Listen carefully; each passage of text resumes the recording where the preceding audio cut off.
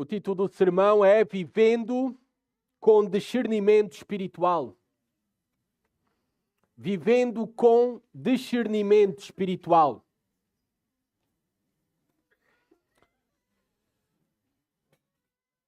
De tempos em tempos, e eu sei disso porque tenho alguém assim lá em casa, de tempos em tempos, quem usa óculos necessita de substituir as lentes, a graduação dos mesmos.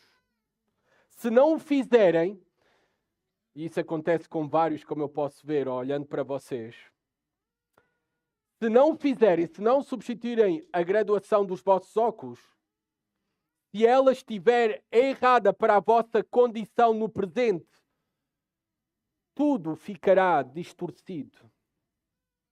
As pessoas parecem diferentes daquilo que são. As distâncias são enganosas. E a leitura se torna difícil. Satanás e o mundo, o sistema instalado por Satanás, desde o Éden, desde o início, eles oferecem muitas lentes. Mas nós cristãos precisamos de usar as lentes corretas da palavra de Deus para testar, discernir, avaliar, provar todos e todas as coisas. Necessitamos das lentes da palavra de Deus. Da próxima semana, nos dias 4 a 6 de março, irá decorrer a conferência Shepherd, uma conferência para pastor com mais de 40 anos. Uma conferência que foi iniciada pelo ministério do pastor John MacArthur, ali na Grace Community Church, a igreja onde agora o nosso, bem conhecido pela maioria de nós, irmão Mauro Cadete, é membro e está a estudar ali no seminário que foi fundado por esta igreja. Esta conferência na próxima semana, Shepherd, será a primeira que não contará com o pastor John MacArthur, porque ele partiu para a glória no verão do ano passado. Eu devo confessar que eu tenho saudades dele.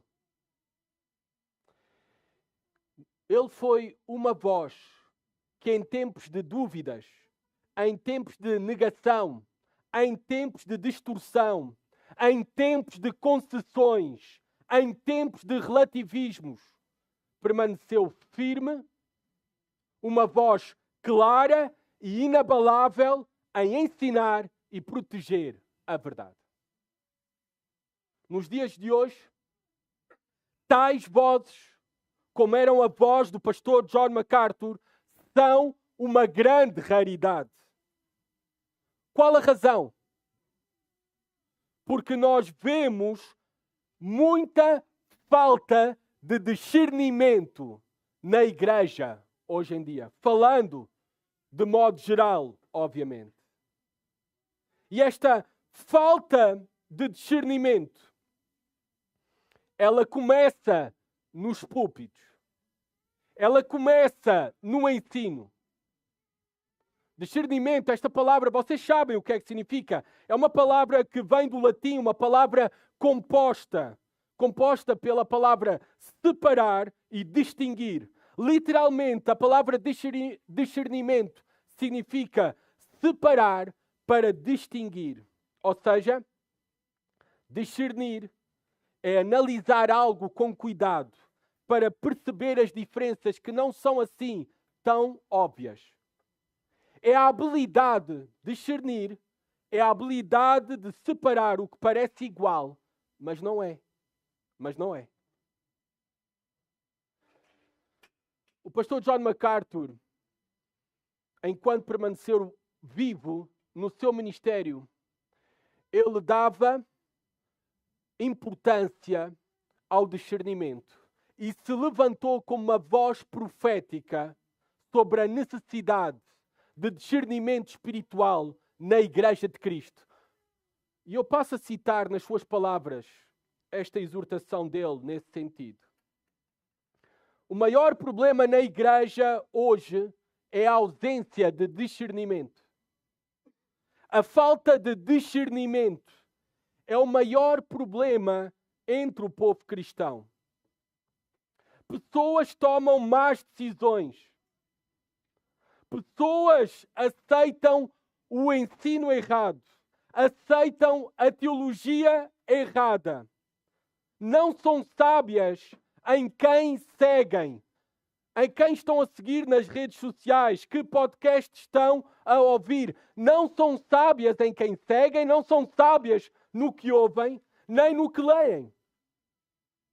O pastor John MacArthur colocava o discernimento como prioridade máxima para os cristãos, afirmando que não há prioridade maior fora de evangelizar do que afiar o discernimento espiritual.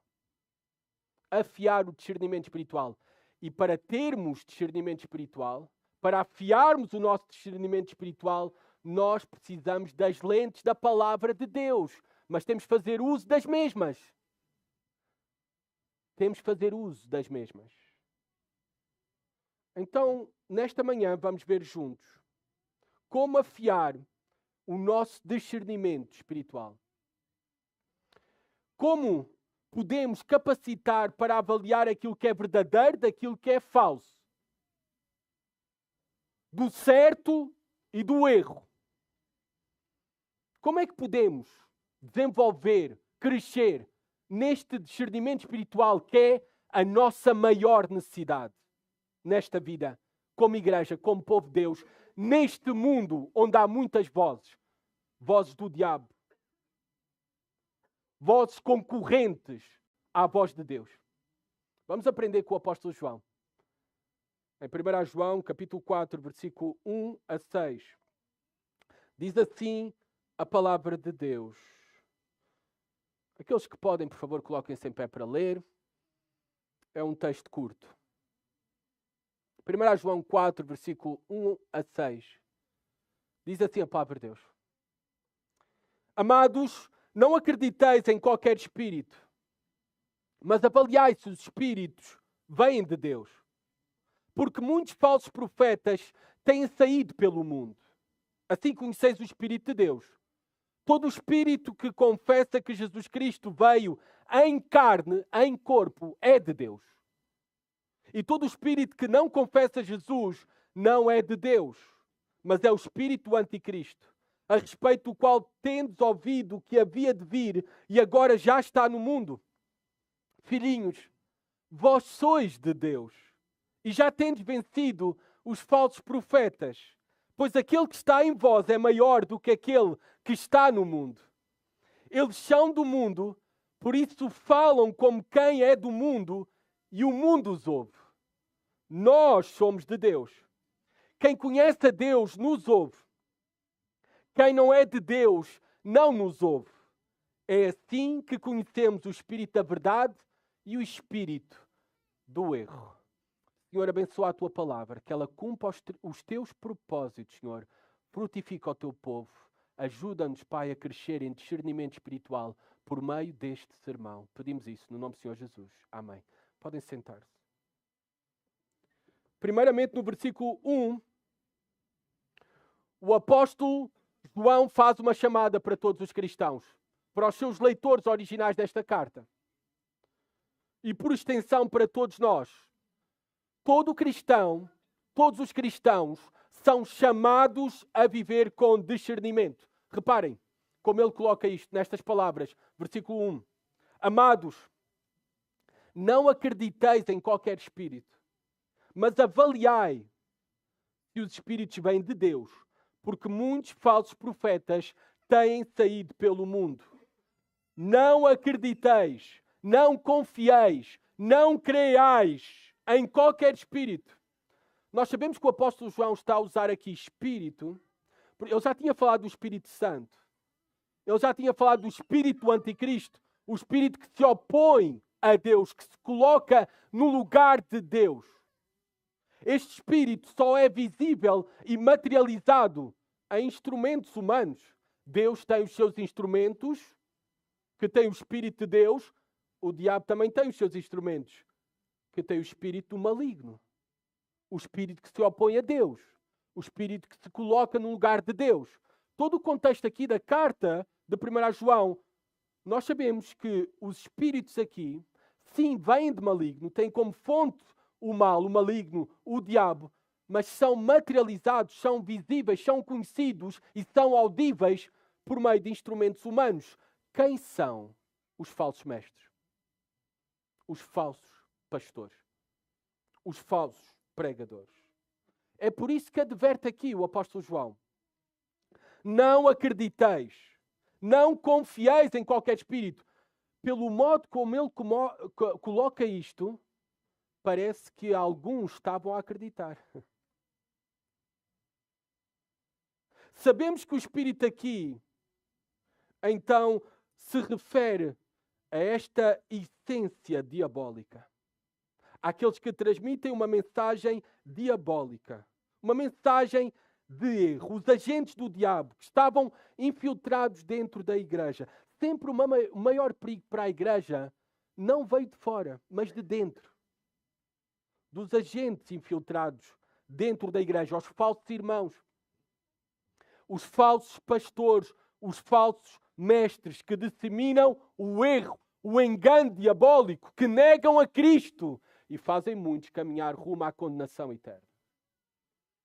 O apóstolo João diz, avaliem, mas avaliai. Ou a palavra até talvez na tua tradução é provem, provar, testar. Esta é uma das palavras-chave neste versículo, nesta porção, neste texto. Nós devemos testar. Nós devemos provar. Ou seja, nós devemos fazer tudo o que vemos e ouvimos e lemos, passar por um exame, uma prova, um teste. Vocês devem estar a fazer isto neste exato momento. Ontem eu coloquei, e eu gostava que como igreja, todos nós, de maneira individual, crescêssemos nisso. Coloquei sobre a importância de tomar notas do sermão. Seja num caderno, tu podes comprar muito barato, abaixo de €1, e podes lá tomar notas do sermão, seja no teu dispositivo eletrónico, para acompanhar aquilo que está a ser ensinado, para tomares nota, para depois poderes avaliar, testar, examinar se de facto está de acordo às Escrituras, à Palavra de Deus. Como é que tu avalias um mestre e um pregador da Palavra? Reparem, este exemplo que aconteceu comigo. Não gosto de dar histórias pessoais, mas talvez isto vos ajude. Certa vez eu participei de um casamento cristão. Claro, casamento cristão vai ter pregação. E eu estava com alguém, com muitas pessoas próximas, mas alguém muito próximo a mim, nesse casamento. Esse alguém é descrente e até é militante, anticristão, anti a fé cristã. Estava aí no casamento, participando, estávamos juntos na cerimónia. E quando termina a cerimónia, começa, não é, o convívio, não é, falarmos, vamos comer alguma coisa, vamos beber alguma coisa, não é, preparar-nos depois para o jantar e tudo, para o copo d'água. Quando terminou esta pessoa, estava a falar comigo, eu com ela, e a pessoa disse, eu gostei muito da pregação. Gostei muito deste pastor que falou. Essa pessoa nunca disse isso de mim. Antes, pelo contrário. Mas ela gostou muito daquele pastor e daquela pregação. Meus amados irmãos, aquela foi uma das piores pregações que eu ouvi. Uma das piores pregações que eu ouvi em toda a minha vida. De Bíblia não tinha nada. Experimente. Eu não sei se dava para tirar algumas gotas.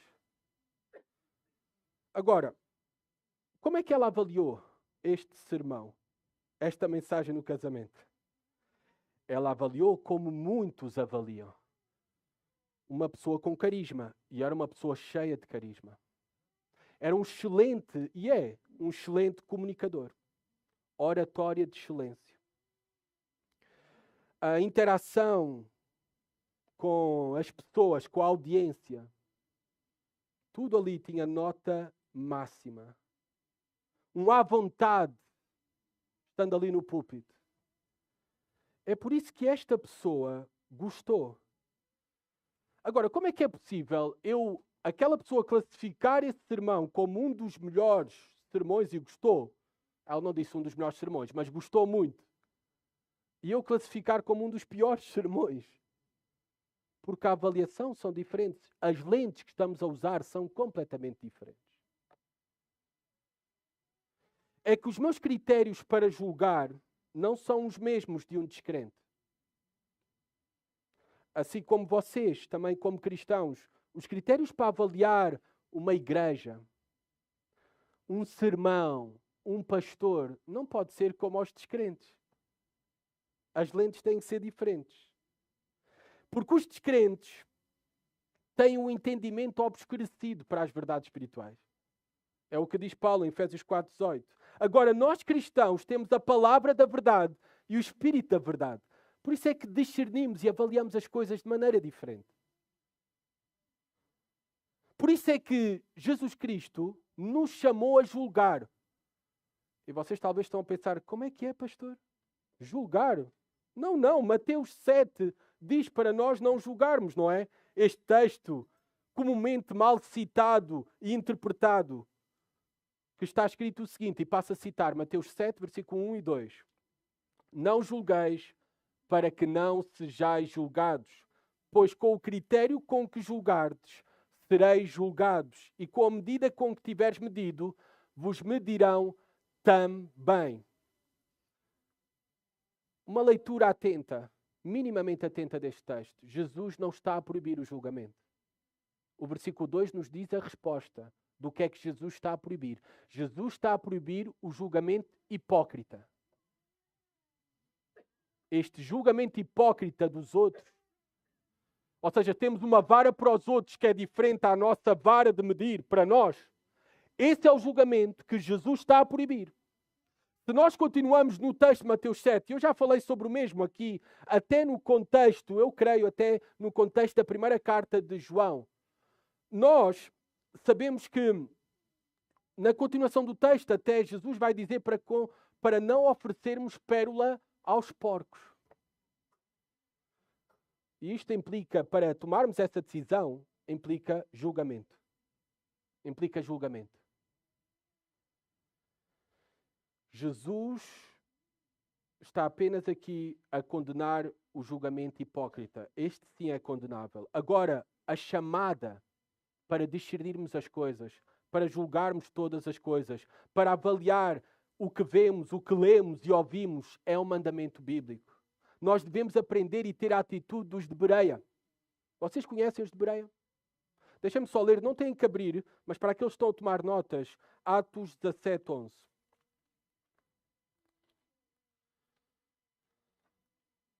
Atos 17:11. Diz assim a palavra de Deus. Reparem, o contexto é o apóstolo Paulo está a pregar o Evangelho, a ensinar as Escrituras. Anteriormente em Tessalónica, agora está em Bereia. Reparem, quando chega a Bereia, qual é o testemunho que é dado sobre os de Bereia? Os de Bereia eram mais nobres que os de Tessalónica, pois se mostraram muito ávidos, interessados ao receber a palavra, examinando diariamente as Escrituras para ver se as coisas eram de facto assim. Esta deve ser a nossa atitude. Nós somos chamados para o discernimento espiritual daquilo que lemos, daquilo que vemos, daquilo que ouvimos. E é um mandamento bíblico.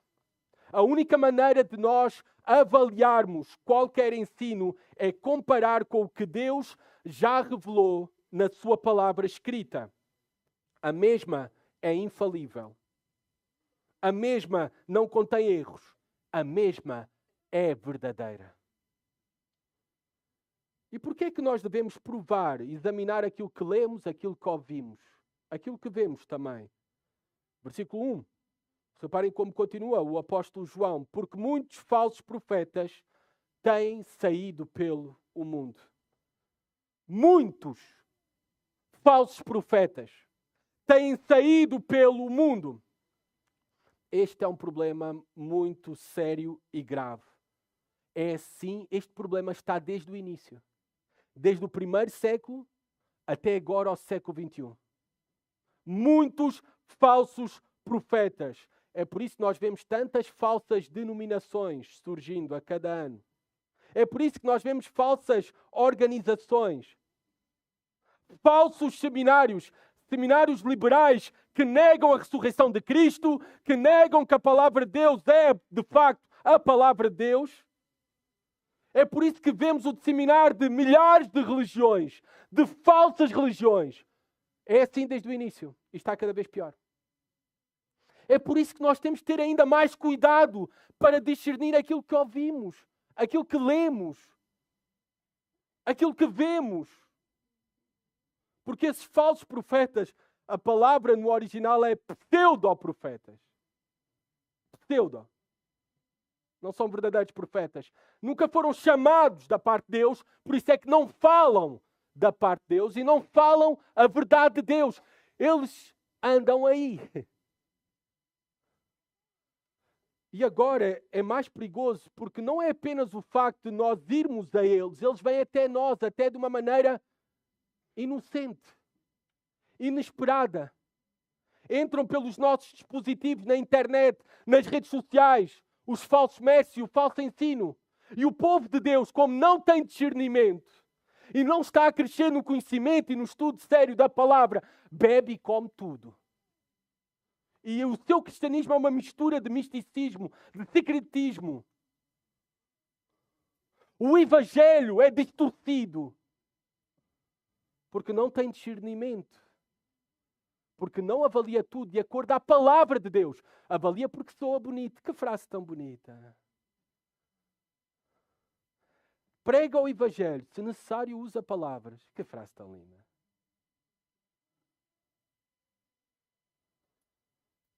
A Bíblia diz que a fé vem pela pregação e a pregação pelo ouvir. O evangelho é palavra. Palavra de Deus. Vocês reparem como temos de ter discernimento para avaliar tudo de acordo às Escrituras. É por isso que nós damos muita importância. Sabem, eu costumo dizer, e o Conselho da Igreja está aqui presente, os presbíteros, diáconos, vários estão aqui presentes. Sabem que aquilo que eu estou a dizer é verdade. Nas nossas reuniões, eu costumo dizer que o facto de nós pregarmos cerca de uma hora de Escrituras, é um bom filtro. Porque só fica e permanece quem verdadeiramente está interessado na palavra de Deus. Quem verdadeiramente está interessado na palavra de Deus é que fica. Porque ficar sentado uma hora para ouvir a palavra de Deus é quem tem o desejo realmente de ouvir a mesma, de conhecer a Deus. O povo de Deus é minoria. O caminho que leva à vida é estreito e são poucos os que entram nele. Por isso é que muitos falsos profetas são mais os falsos do que os verdadeiros. É por isso que há uma elevada probabilidade de tropeçares com um falso profeta ou um falso ensino. Porque não apenas eles vêm a ti, mas sem querer tu podes ir até eles. Hoje através da internet e redes sociais, como eu já disse. Eles sempre estiveram presentes no início e eles sempre vão continuar. A verdade cristã sempre teve e sempre terá vozes concorrentes. Há vozes enviadas por Deus, mas realmente a maioria das vozes neste mundo não são enviadas por Deus. São enviadas pelo diabo. A tática preferida e mais eficaz do diabo, sabem qual é? Não é uma oposição aberta. É lançar confusão no meio da igreja, no meio do povo de Deus. Essa é a tática preferida. É a tática do cavalo de Troia. E ela surge através do falso ensino. Ela surge através da negação escancarada da verdade bíblica, mas até há uma forma mais subtil e eu diria mais eficaz que o diabo usa, que é a mistura da verdade com o erro. Mas isso não nos deve admirar, porque até o próprio diabo se disfarça de anjo de luz. A aparência de piedade, a aparência de verdade, mas a única coisa que é a introdução subtil de falso ensino, um falso evangelho. que provoca uma grande destruição. Que testes então, rapidamente, que testes devemos fazer para determinar e distinguir aquilo que é verdadeiro do falso, o certo do errado? Por favor, guardem estes testes. O apóstolo João nos vai ajudar a afiar o nosso discernimento espiritual. O primeiro é o teste teológico. Ou, se quer ser mais específico, o teste cristológico sobre a pessoa e obra de Jesus Cristo. Do versículo 2 ao versículo 3, o teste teológico é o primeiro teste para provar os espíritos, para provar quem é de Deus e quem não é de Deus. Quem é um verdadeiro profeta e quem é um falso profeta. O que é verdadeiro ensino e o que é falso ensino. Reparem, assim conheceis o Espírito de Deus. Todo o Espírito que confessa que Jesus Cristo veio em carne é de Deus. Ou pode ser também traduzido em corpo. Todo o Espírito que confessa que Jesus de facto se fez homem. O próprio Deus se encarnou. Quem confessa isso, quem declara isso, quem reconhece isso, ele vem de Deus. Porquê? Porque naquele contexto em que estava o apóstolo João, uma das características dos falsos mestres daquele tempo é que estavam a negar a humanidade de Jesus Cristo. Ele de facto era humano. Nós já falámos sobre isso ao longo do estudo da primeira carta de João. Falámos daquelas que foram as primeiras sementes do gnosticismo, em que a matéria é má. A alma é boa, a matéria é má, por isso é impossível que Cristo, de facto, tenha existido, vivido, morto em carne. É impossível isso, porque a matéria é má. Deus não se iria fazer em matéria má. Ou também o docetismo, nós falámos, não é? Do docetismo. Que é isso, esse nome tão complicado? Eles acreditavam, afirmavam que Jesus somente tinha aparência humana, mas nunca realmente assumiu a nossa carne. Apenas era aparência, mas não era de facto homem. Esta era uma ameaça real à verdade de Deus, à verdade sobre a pessoa e obra de Jesus Cristo. É por isso que na sua segunda carta, que nós também recentemente já estudámos, a segunda carta de João, no versículo 7 ele advertiu: muitos enganadores têm saído pelo mundo. Os falsos profetas, os falsos mestres, os quais não confessam que Jesus Cristo veio em carne, em corpo. Este é o enganador e o anticristo.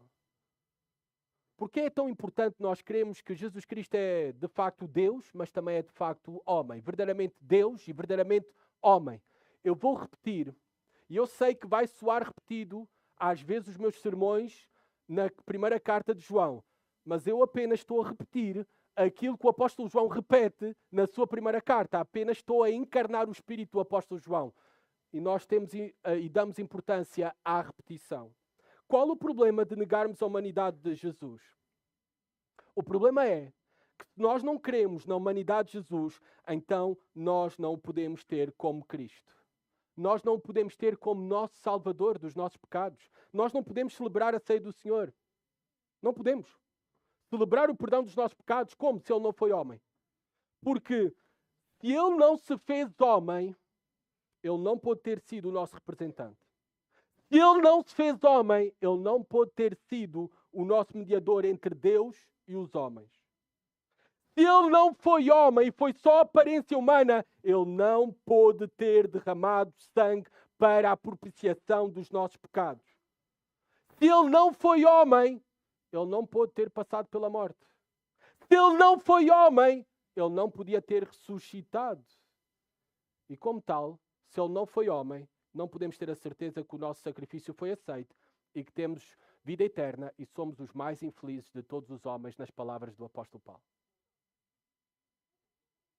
É essencial não negar a divindade de Jesus, como fazem, por exemplo, as testemunhas de Jeová, os mórmons, os muçulmanos e por aí fora, os judeus que negam a divindade de Jesus, que dizem que ele foi um ser criado, um homem, um profeta bom, um mestre. Nós não devemos negar a divindade. Ele é realmente o próprio Deus, a segunda pessoa da Trindade. mas também não podemos negar a sua humanidade. E era um dos problemas que estava presente e que o apóstolo João combate aqui. A negação da humanidade de Jesus. Porque em ambos os casos, negar a divindade ou a humanidade de Jesus é negar quem verdadeiramente é Jesus. Ele é o verdadeiro Deus e o verdadeiro homem. Isso é fundamental. Nós queremos afirmarmos. E reparem o que diz o apóstolo João, versículo 3. E todo o espírito que não confessa Jesus não é de Deus, mas é o espírito do anticristo, a respeito do qual tendes ouvido que havia de vir e agora já está no mundo. O apóstolo João já falou do anticristo. Há um anticristo derradeiro ainda que está por vir. Anticristo é esta palavra que se opõe a Cristo ou que se coloca no lugar de Cristo, mas o seu espírito, o espírito que se opõe a Jesus Cristo, a Deus, à verdade de Deus, que se coloca no lugar da verdade, distorce, cria confusão sobre quem é Deus, sobre quem é Jesus Cristo, já está presente em muitos falsos mestres, em muitos anticristos, que negam quem verdadeiramente é Cristo. Negam a pessoa e negam a obra de Jesus Cristo. Todo aquele que distorce, nega ou diminui a pessoa de Jesus Cristo é descendente do diabo. Nas palavras do apóstolo João aqui, tem o espírito do anticristo. O mesmo espírito. Porque é o espírito maligno. Pertence ao maligno. Sabe o que é que nós aprendemos aqui, neste teste teológico, cristológico, teologia importa? Eu sei que os adolescentes e os jovens, não aqui da Igreja Batista da Ramada, isto não acontece. Eu estou a dizer sempre as minhas aplicações gerais, não específicas para aqui, para o nosso contexto.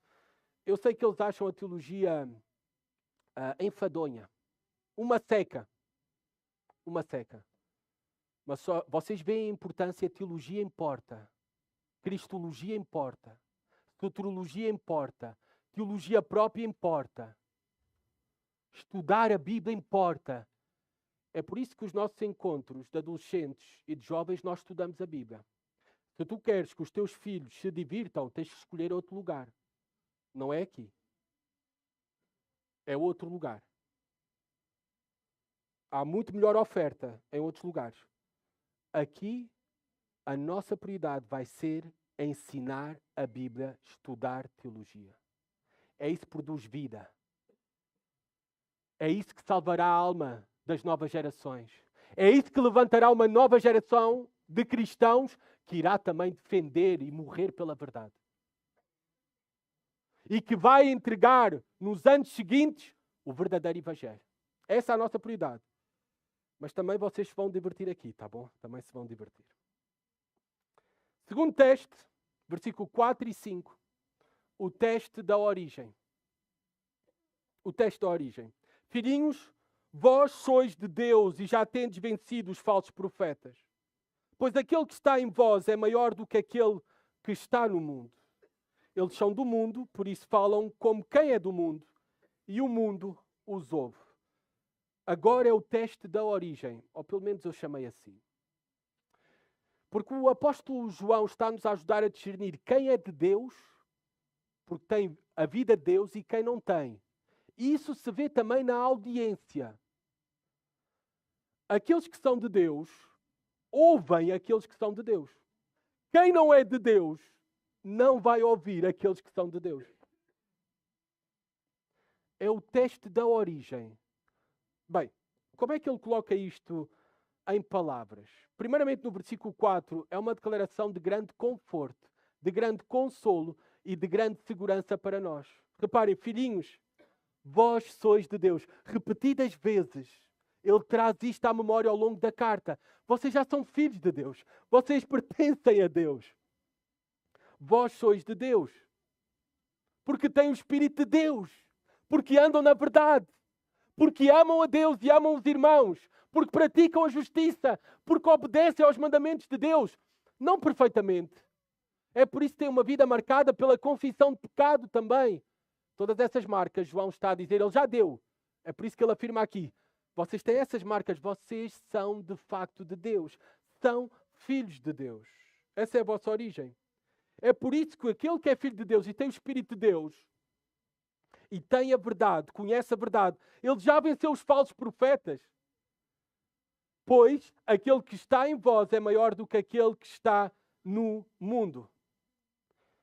Como é que nós já temos vencido os falsos profetas se eles estão aí proliferando? Eles enganam aqueles que não são de Deus. É esses que enganam. Aqueles que são de Deus e que conhecem a verdade não são enganados por eles.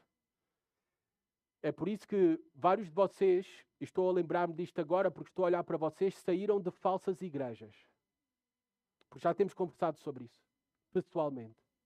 E vieram até nossa. Vocês não permaneceram debaixo de falso ensino e debaixo de falsos mestres. Sabem porquê? Porque vocês pertencem a Deus. E vocês querem ouvir a voz de Deus.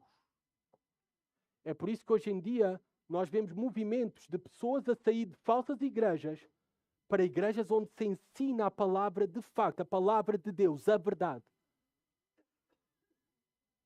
Porque estão sedentas, o povo de Deus, os eleitos que o Senhor tem espalhados, estão sedentos por ouvir a palavra de Deus.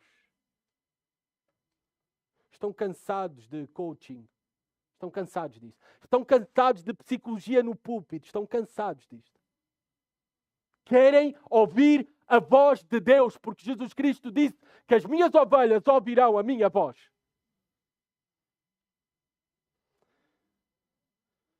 Quem não pertence a Deus é enganado pelos falsos profetas, pelos falsos mestres. É por isso que essas igrejas estão cheias. Falsas igrejas, como é que é possível? Falsas igrejas com falsos mestres estarem cheias domingo após domingo. Lembrem-se que a porta é larga para a perdição. São muitos os que entram nela. A maioria não é de Deus. O povo de Deus é uma minoria. É por isso que essas igrejas se enchem, porque elas não estão a buscar ouvir a voz de Deus. Elas sentem para ouvir aquilo que os seus corações desejam ouvir. E como os seus corações não têm nenhum interesse por Deus e pela verdade de Deus, é por isso que continuam a ir lá. E vão continuar. Já falámos sobre isso. É nesse sentido que o apóstolo João diz que aqueles que são de Deus já têm vencido os falsos profetas. Porque é verdade que um cristão pode ter dúvidas sobre várias coisas na Bíblia. Eu tenho. Eu tenho dúvidas sobre várias coisas na Bíblia. Um cristão verdadeiro pode ter. Mas em relação àquelas que são os fundamentos da fé cristã, o Evangelho, em relação à pessoa e obra de Cristo, um verdadeiro cristão não tem dúvidas. Porque nós não podemos nascer de novo sem crer no Evangelho de Jesus Cristo. Nós não podemos ter a certeza da nossa salvação se não temos comunhão com Deus, continuando a crer nele e na verdade de Deus e em quem é Cristo. Verdadeiros cristãos já têm a salvação, já têm comunhão com Deus. Verdadeiros cristãos já têm vencido os falsos profetas e continuarão a vencer, porque não se deixarão enganar pelos mesmos. Quando esses diminuírem a pessoa e obra de Jesus Cristo, quando quiserem colocar qualquer falso ensino, serão rejeitados, porque verdadeiros cristãos têm o Espírito de Deus para os preservar na verdade. É por isso que o apóstolo João diz: aquele que está em vós é maior do que aquele que está no mundo. O Espírito Santo que está nos verdadeiros filhos de Deus nos guardará dos ataques e enganos do diabo. É o Espírito Santo quem nos fará perseverar na verdade. É o Espírito Santo que nos guiará a toda a verdade e nos vai fazer perseverar na verdade. Que consolo, que segurança. A nossa salvação não pode ser perdida. Um verdadeiro cristão não vai apostatar da fé, porque tem o Espírito de Deus. Porque maior é aquele que está nele do que aquele que está no mundo. Reparem o versículo 5. Eles são do mundo, por isso falam como quem é do mundo, e o mundo os ouve. Nós já vimos que o mundo se refere a um sistema contrário a Deus, que hostiliza quem é de Deus e que se opõe à verdade e vontade de Deus. A melhor resposta para definir mundo, este sistema, é a resposta que o apóstolo João dá no capítulo 2, versículo 16, que nós já estudamos, mas eu vou só apenas ler para vocês. Porque tudo o que há no mundo, o desejo da carne, o desejo dos olhos, o orgulho dos bens, a soberba da vida, não vem do Pai, mas sim do mundo. Todos esses desejos, não é o desejo pela glória de Deus, pela obediência, por amar a Deus, por conhecer a verdade. Não, é os desejos da carne. É os desejos dos bens. É o desejo de tudo aquilo que os olhos desejam. É a soberba da vida. Se esta é a mensagem a cada domingo centrada nestes desejos que eu acabei de ler, por isso aqueles que falam como quem é do mundo, e o mundo os ouve. Porque o mundo deseja estas coisas. Não devemos admirar-nos que falsos mestres tenham tantos seguidores, que falsas igrejas encham os seus templos. Esta é uma característica do fim dos tempos. Vamos a 2 Timóteo capítulo 4, por favor, acompanhem. O apóstolo Paulo advertiu sobre o mesmo.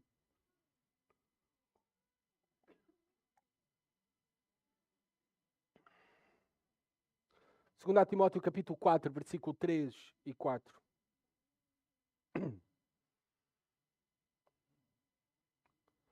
Porque chegará o tempo em que não suportarão a sã doutrina. A maioria dos homens, das mulheres neste mundo não suportam a verdade de Deus, a palavra de Deus, a sã doutrina. Não suportam, não querem. Mas, desejando muito ouvir coisas agradáveis. É o coaching. Tu consegues, tu podes. A solução está dentro de ti. Ajuntarão para si mestres segundo os seus próprios desejos. E não só desviarão os ouvidos da verdade, mas se voltarão para as fábulas. Tu, porém, sê sóbrio. Sóbrio. O teste da origem. O teste da origem. Aqueles que são Deus e aqueles que não são Deus. Os que são Deus ouvem a Deus. Os que não são Deus não têm interesse pelas coisas de Deus.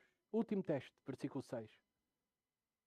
O teste da autoridade. Quem é a autoridade para aquela pessoa que tu estás a ouvir? Em que nome essa pessoa está a falar? Qual é a sua fonte de autoridade quando fala? É o teste da autoridade. Vimos primeiramente, então, nós vimos o teste teológico, o teste teológico, ou cristológico, para ser mais específico, o teste da origem e agora o teste da autoridade. Diz assim o versículo 6, nós somos de Deus, quem conhece a Deus nos ouve, quem não é de Deus não nos ouve. É assim que conhecemos o espírito da verdade e o espírito do erro. Nós somos de Deus, quem conhece a Deus nos ouve. A quem é que o apóstolo João se refere? Especificamente ele está-se a referir aos apóstolos. Quem conhece a Deus nos ouve, ele sendo apóstolo.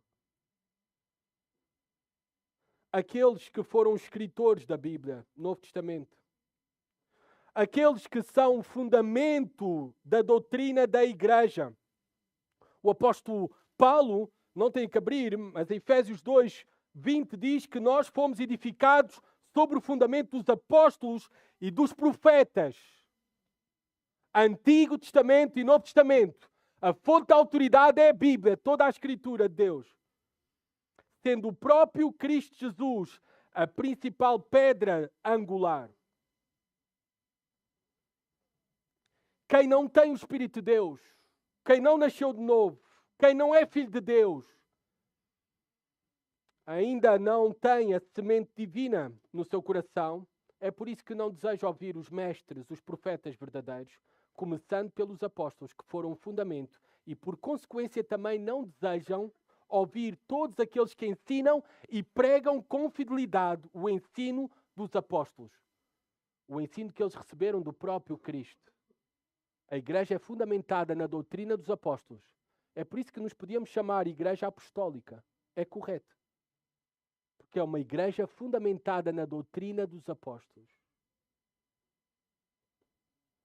Aqueles que não ouvem a palavra de Deus, que não têm a palavra de Deus como autoridade, os profetas, os apóstolos e todos aqueles que falam em nome da palavra de Deus, em nome do próprio Deus, Então, é fácil discernir qual é a fonte da autoridade para identificar, o apóstolo João diz, é assim que conhecemos o espírito da verdade e o espírito do erro. Qual é a sua fonte da autoridade? É a palavra de Deus quando fala? Porque a palavra de Deus, o Antigo e o Novo Testamento, são a única autoridade para provar, testar todo o ensino. Qual é a fonte da autoridade? Qual é a tua fonte da autoridade? 3 testes. O teste teológico, o teste da origem e o teste da autoridade. O apóstolo João diz-nos aqui nesta porção que os filhos de Deus são chamados a viver com discernimento para testar, provar os espíritos, ao examinar a fidelidade a Cristo e a fidelidade ao ensino dos apóstolos. A pergunta que eu gostaria de fazer para alguns que estão aqui, porque essa pergunta é para ti. Tu confessas a Jesus Cristo como teu Senhor e Salvador? Tu já o abraçaste de todo o coração como teu Senhor e Salvador? Os demónios são capazes de confessar quem verdadeiramente é Jesus, mas eles não se submetem a Ele. Não é só palavra. Eu estou a falar de coração. Já o abraçaste como teu Senhor e Salvador? Porque são estes que nasceram de novo. São estes que são filhos de Deus.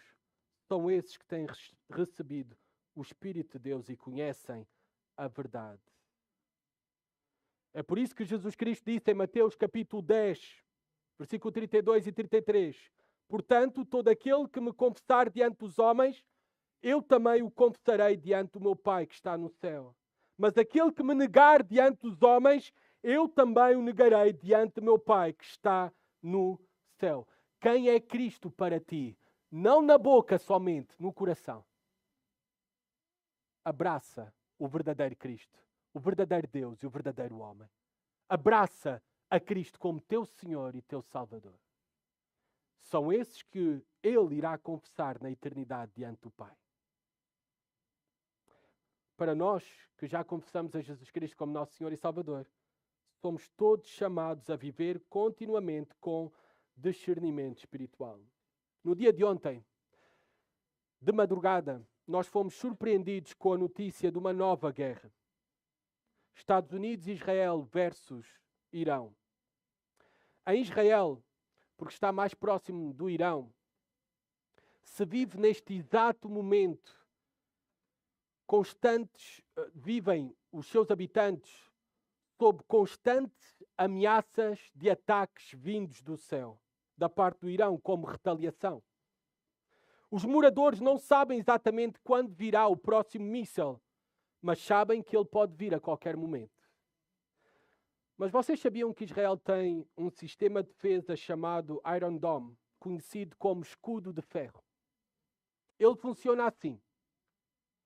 Detecta o míssil ainda no ar, calcula a sua trajetória, identifica se o mesmo realmente representa perigo ou se vai cair num descampado, e só então de avaliar tudo isto, testar tudo isto, é que lança um outro míssil interceptador para destruí-lo antes que atinja o Sol.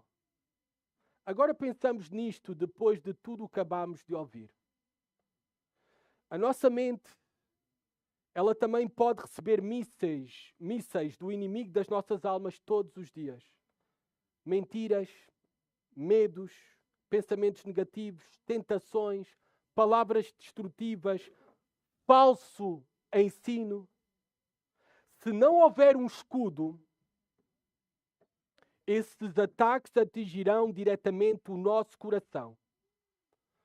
O discernimento espiritual funciona como o escudo de ferro. Uma cidade sem defesa está à beira da destruição. Uma mente sem discernimento vive em constante confusão e isso levará à sua destruição. O escudo de ferro não impede que os ataques existam. Ele impede que eles destruam. O mesmo propósito tem o discernimento espiritual. Esse nosso sistema de defesa, ele pode ser aperfeiçoado. Ele deve ser aperfeiçoado. Devemos crer na verdade, em Cristo e na sua palavra. Abraçá-lo e abraçá-la à verdade por completo. Devemos estar a crescer na verdade. Para isso temos que ler, meditar, estudar a verdade, as Escrituras, a Bíblia. Devemos também estar envolvidos em combater pela verdade. E nós também devemos ter o compromisso de conduzir a outros à verdade.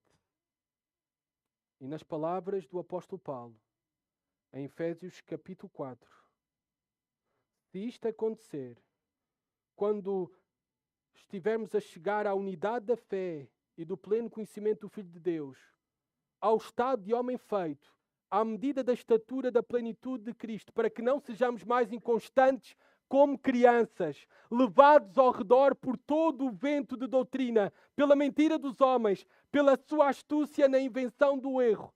Pelo contrário, o que será verdade em nós, se crescermos em discernimento espiritual, seguindo a verdade em amor, cresçamos em tudo naquele que é a cabeça, Cristo. Que essa seja uma realidade da tua vida, da minha vida, da nossa igreja, vivendo com discernimento espiritual. Vamos crescer juntos no mesmo. Oremos. Senhor, obrigado pela tua palavra. Obrigado pelas exortações, pelas advertências, Senhor, que vivemos com muitas vozes concorrentes e falsas. Ajuda-nos a viver com discernimento espiritual. Podemos ser afiados no mesmo e crescer no mesmo por meio do conhecimento da verdade. Ajuda-nos a ter um desejo como os de Bereia, um desejo pela tua palavra, um desejo por examinar a tua palavra, Senhor, por estudar a tua palavra, Pai. Para que assim possamos, Senhor, crer na verdade, crescer na verdade, combater pela verdade e também sermos achados a conduzir outros e a outros à verdade. Pedimos isso no nome do Senhor Jesus. Amém.